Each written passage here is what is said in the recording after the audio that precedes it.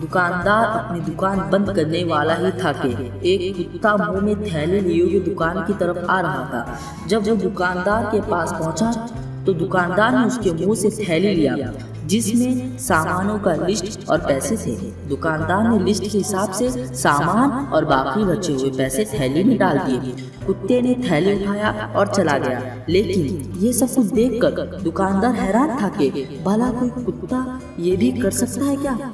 वो ये हैरान कर देने वाला माजरा जानने के लिए कुत्ते का पीछा करने लगा। कुत्ता बस स्टैंड पर बस का इंतजार करने लगा। जैसे ही बस आई वो उसमें रवाना हो गया। कंडक्टर के आते ही उसने अपनी गर्दन आगे बढ़ाया जहां उसने पैसे और पता लटका रखा था।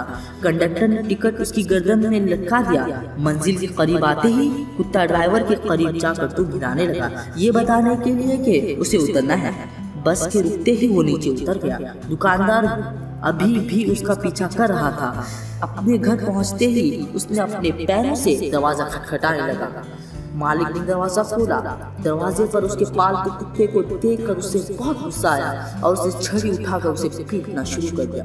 दुकानदार को ये देखकर बहुत ताज्जुब हुआ कि आखिर उसके मालिक ने उसे क्यों मारा। दुकानदार ने ये जानने के लिए मालिक से पूछा, आपने अपने कुत्ते को क्यों पीटा। मालिक ने जवाब दिया कि मैं सो रहा था और उसने मेरी नींद खराब कर दी। उसे मेरे बाहर आने का इंतजार करना चाहिए था।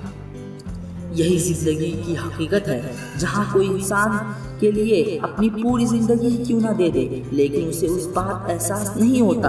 आप उनके लिए कितना भी कर ले, लेकिन वो आपसे कभी मुतमईन नहीं होंगे। उनकी उम्मीदें कभी खत्म नहीं होंगी। अगर आपसे एक छोटी सी भी गलती हो जाए तो सारी की सारी अच्छाइयाँ भूलकर आपकी उस गलती पर आपसे नाराज होकर हजारों सवाल खड़ा कर देते हैं, जबकि इंसान को छोटी गलती पर पर्दा डालकर उसकी अच्छाइयों के बारे में सोचना चाहिए।